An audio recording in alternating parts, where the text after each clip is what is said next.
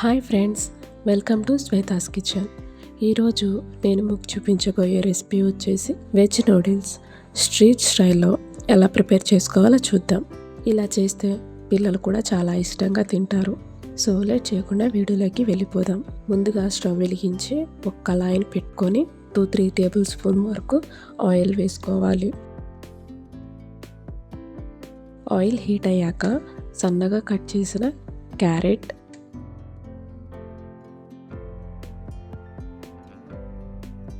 సన్నగా కట్ చేసిన క్యాప్సికమ్ వేసి వీటిని దోరగా ఫ్రై చేసుకోవాలి.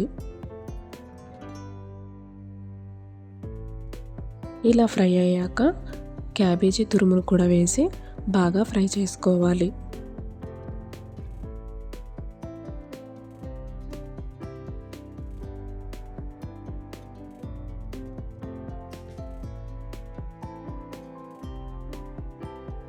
వెజిటబుల్స్ ఇలా ఫ్రై అయ్యాక మనం ముందుగా ఉడికించి పక్కన పెట్టుకున్న నూడిల్స్ని వేసుకుందాం. ఇప్పుడు 1.5 టేబుల్ స్పూన్ కారం, 1 table spoon garam masala, 1 table spoon salt, అలాగే 1 టేబుల్ స్పూన్ వెనిగర్ వేసి మొత్తం కలిసేలా కలుపుకోవాలి. ఈ నూడిల్స్ మరీ మెత్తగా కాకుండా మరీ గట్టిగా కాకుండా మీడియంగా ఉడికించుకోవాలి, లేదంటే మనం కలిపేటప్పుడు మెత్తగా అయిపోతాయి. ఇలా మొత్తం కలిసేలా కలుపుకున్నాక 1.5 table spoon red chilli sauce, 2 table spoon soya sauce కూడా వేసి మొత్తం బాగా అడుగు నుంచి ఈ సాసులన్నీ కలిసేలా బాగా కలుపుకోవాలి.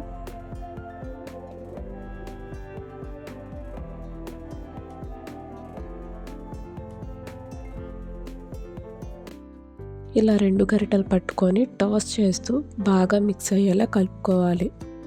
అప్పుడే మసాలాలు సాసులు అన్నీ బాగా పట్టి మనకి మంచి ఫ్లేవర్ అనేది వస్తుంది.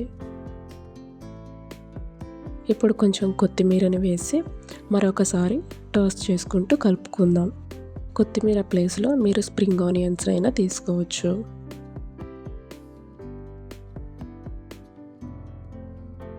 ఇలా బాగా టాస్ చేస్తూ కలుపుకోవాలి. ఈ వెజ్ నూడిల్స్ బయట కంటే ఇంట్లో చేసుకుంటే చాలా మంచిది. పిల్లలు కూడా చాలా ఇష్టంగా తింటారు. ఇప్పుడు స్టవ్ ఆఫ్ చేసి ఒక ప్లేట్లోకి సర్వ్ చేసుకుందాం.